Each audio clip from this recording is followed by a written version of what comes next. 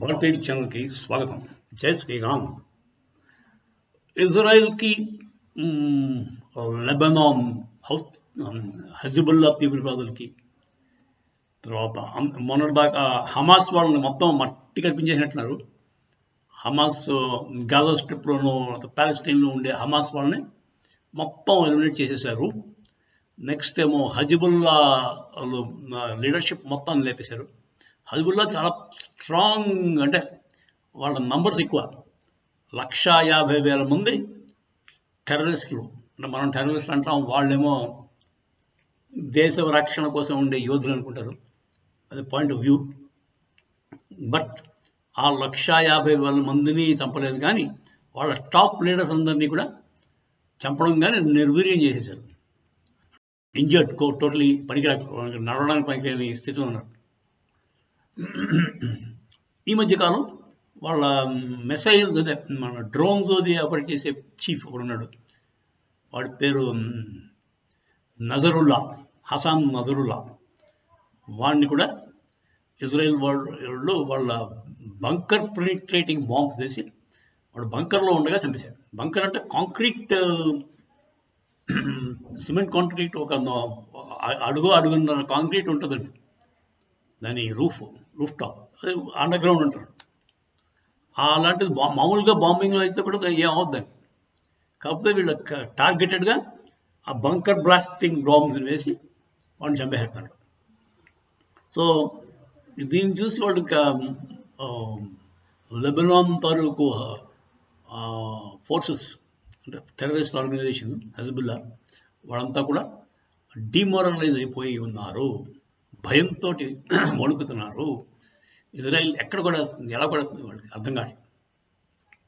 So ఒక problem ఇంకోటి ఏంటంటే, వాళ్ళకి సపోర్ట్ అంతా కూడా ఇరాన్ నుంచి ఉంది. ఇరాన్కి ఇజ్రాయెల్కి సంబంధం అసలు లేదండి చెప్పాలంటే. ఇరాన్కి ఇజ్రాయెల్కి కామన్ బార్డర్ లేదు. కాకపోతే ఇరాన్కి మాత్రం విపరీతమైన ద్వేషం ఇజ్రాయెల్ వాళ్ళ మీద. అదే స్పాన్సర్ చేస్తుంది. హమాస్కి డబ్బులు ఇచ్చేది ఇరాన్, హజిబుల్లాకి డబ్బులు ఇచ్చేది ఇరాన్, హౌతీస్కి డబ్బులు ఇచ్చేది ఇరాన్, ఇస్లామిక్ ఫోర్సెస్ వాళ్ళందరికీ, అన్ని టెర్రరిస్ట్ ఆర్గనైజేషన్స్ని పెట్టి పోషించేది ఇరాన్ మాత్రమే ఈ ఏరియాలో ప్రస్తుతానికి. అంటే ఖటార్ కొంచెం పరోక్షంగా ఉండొచ్చు. ఖటారు, ఇరాను, లెబనాన్ అంటే అది ప్రత్యక్షంగా పడుతుంది బాగా. వాళ్ళ ప్రజలకు ఇష్టం ఉన్నా లేకపోయినా తీవ్రవాదులే వాళ్ళని పరిపాలిస్తారు. వాళ్ళు ఇష్టం వచ్చేటట్టు వాళ్ళు ఇష్టారాజ్యం చేస్తుంటారు. ప్రజలకి ఇబ్బందే, పక్కన ఉన్న ఇజ్రాయెల్కి ఇబ్బంది. సో బేసిక్గా పరిపాలన అంటే సమంగా తెలియదండి నా ఉద్దేశంలో. ఈ మతస్థులు, ఓపెన్గా చెప్పాలి, ఈ పీస్ లవింగ్ మతం అంటారు కదా, Islam is a peace loving religion అంటారు. అది ఎక్కడి నుంచి పీస్ లవింగ్ నాకు తెలియదు, కానీ అంటే they love piece because they don't have it. వాళ్ళ రక్తంలో పీస్ లేదండి, అందుకోసం పీస్ అంటే చాలా ఇష్టం ఉంటుంది. ఇప్పుడు మీకు ఏదైతే తక్కువ ఉందో అదే మీకు ఇష్టంగా ఉంటుంది. సో ఈ పీస్ లవింగ్ పీపుల్ అందరూ కూడా యుద్ధం ఎక్కువ సాగిస్తుంటారు. అది పక్కన మేడం. ఇరాన్కి ఏమిటి ప్రాబ్లం? ఇరాన్ ఎందుకు ద్వేషం ఇజ్రాయెల్ మీద అంటే, వాళ్ళ పుస్తకంలో ఉందండి, యోధులు బతికి భూమి మీద ఉంటుండగా ఒక ముస్లింకి స్వర్గ ప్రాప్తి ఉండదు, స్వర్గ ప్రవేశం ఉండదు అని చెప్పి ఎక్కడో రాశాడు. సో యోధుల్ని, తర్వాత ఇంకా ఐడల్ వర్షిప్ చేసే హిందువుల్ని భూమి మీద లేకుండా చేశాడు. అప్పుడు కానీ వాళ్ళకి మోక్షప్రాప్తి ఉండదు పాపం. అలాంటి భావజాలంతో ఉంటే వాళ్ళకి పీస్ ఎక్కడి నుంచి వస్తుంది మీరు ఆలోచించండి. సరే, ఇప్పుడు వీళ్ళు డబ్బులు బాగా ఉన్నాయి, ఆయిల్ వల్ల వచ్చాయి ఇరాన్ దగ్గర, న్యూక్లియర్ పవర్ కూడా అయిపోయిందో తెలీదు. వాళ్ళ ఏకైక ధ్యేయం ఏంటంటే ఇజ్రాయెల్ని నాశనం చేయడం, యోధుల్ని చంపాలి అందరినీ. కాకపోతే ఎక్కడ ప్రాబ్లం వచ్చిందంటే, వాళ్ళ మనుషులంతా మంచివాళ్ళు, ఇరానియన్ పీపుల్ అంతా కూడా వాళ్ళు మాకు ఈ ఇస్లామే వద్దు బాబు, మేము ఒరిజినల్గా పార్సీలో మేము ఆ జొరాస్ట్రియనిజం పట్టుకుపోతాం, మమ్మల్ని దెబ్బకండి, ఇంకా మమ్మల్ని వదిలేయండి ఫ్రీగా అని చెప్పి వాళ్ళు బయటకు వచ్చేసేటానికి ఉన్నారు. They want come out of Islam as soon as possible. కాకపోతే ఒక 5% 10% లోపు ఉంటారు ఈ కట్టర్ ముస్లిమ్స్. ఆ కట్టర్ ముస్లిమ్సే మొత్తం దీన్ని పరిపాలన వాళ్ళు చేస్తారు. సో ప్రజలతో సంబంధం లేదు. వాళ్ళ ఆర్మీ అంతా కూడా they thrive on army controls the government. మీకు ఇస్లామిక్ కంట్రీస్ మోస్ట్లీ ఎంత డెమోక్రసీ అని చెప్పుకున్నా పాకిస్తాన్లాగే ఉంటాయండి. పాకిస్తాన్, ఇప్పుడు బంగ్లాదేశ్ కూడా అలాగే అయిపోయింది. Army controls the state. మామూలు ప్రజలు ఎన్నికలు జరగవచ్చు, జరిగితే వచ్చిన క్యాండిడేట్స్ పైన కనపడతారు పరిపాలిస్తున్నట్టు, కానీ పరోక్షంగా పరిపాలించేది ఆర్మీ మాత్రమే. సో ఇక్కడ ఇరాన్లో ఏంటంటే ప్రత్యేకత, ఆర్మీ అంతా కూడా అయోటయుల్లా ఖొమైనీ అనే ఒక మతమౌఢ్యుడు కింద ఉంటారు. వాడు పెద్ద వాడు ఎంతసేపు మతం దాని ప్రకారం, వాడు ఆ పుస్తకంలో ఏముందో దాని ప్రకారం చేసుకుని పోవడం అంటే ఆ పుస్తకంలో వాడు అనుకున్నట్టు, దాంట్లో నిజంగా అలా ఉండకపోవచ్చు, వీడికి అర్థమైనట్టు వీడు చేసిపోతాడు. అది ఇంకా ప్రమాదం. సరే, ఇప్పుడు ఇరాన్కి మళ్ళీ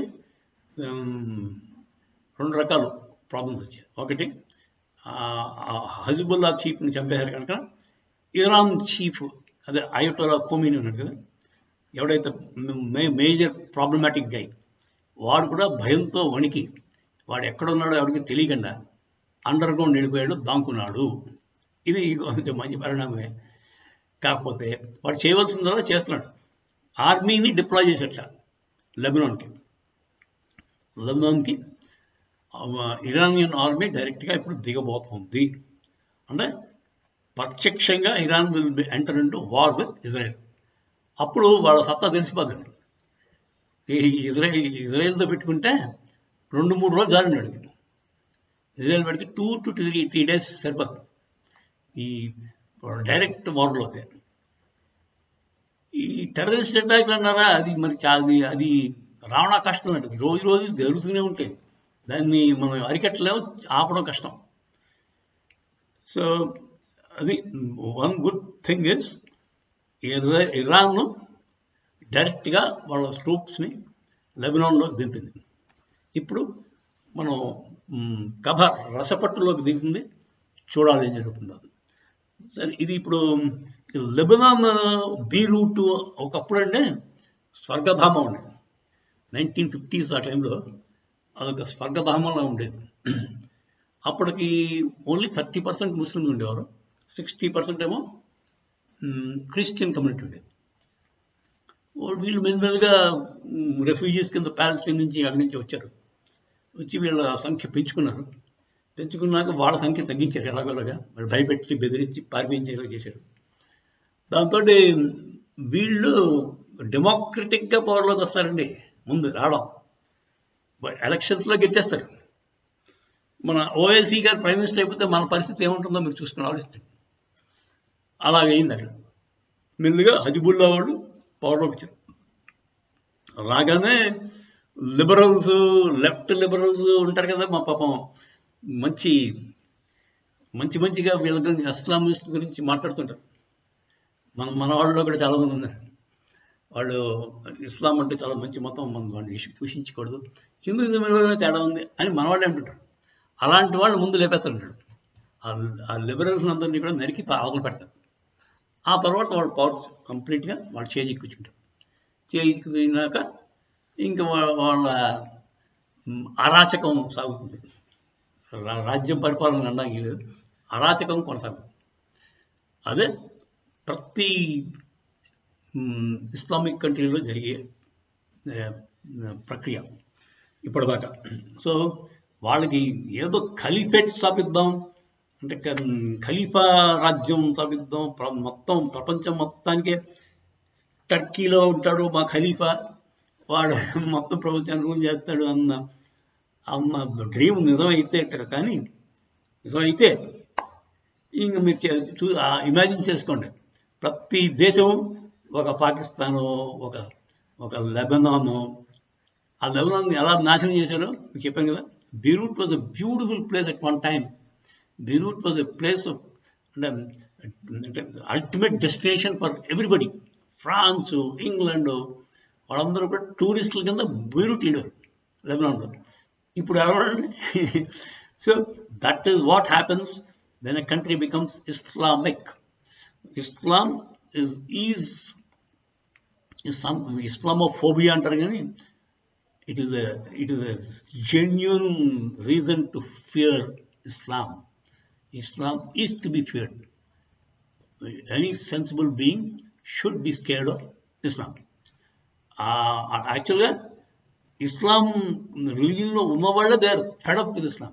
They will given a chance, a top 5% to 3% ఉంటారు. వాళ్ళని ధైర్యం చేసి ధిక్కరించే సత్తా లేక భయంతో వాళ్ళు ఉన్నారు తప్ప, లేదంటే వాళ్ళు ఎప్పుడో బయటకు వచ్చారు. సో కానీ ఇది ఎన్నాడో కొనసాగదండి. ఇజ్రాయిల్ లాంటి వాడు అక్కడ చాలు. ఇజ్రాయిల్ దేశం చిన్న దేశమైనా వాళ్ళ మహాయోధులు, వాళ్ళు మహామేధావులు, వాళ్ళు ఒక్కడు చాలండి. అందుకే ఇజ్రాయిల్ నాశనం చేస్తే మనకు ఉనికి లేదని చెప్పి వాళ్ళకి అర్థమైంది సైబ్. సో ఈ దెబ్బకి మొత్తం terrorism and Islam will be put in its place. వాళ్ళ జాగాలో వాళ్ళు పెట్టి, బాబు మీరు ఇక్కడే ఉండని చెప్పి చేసే అవకాశం వచ్చింది. అది very soon it will happen. జై శ్రీరామ్, హర హర మహాదేవ్.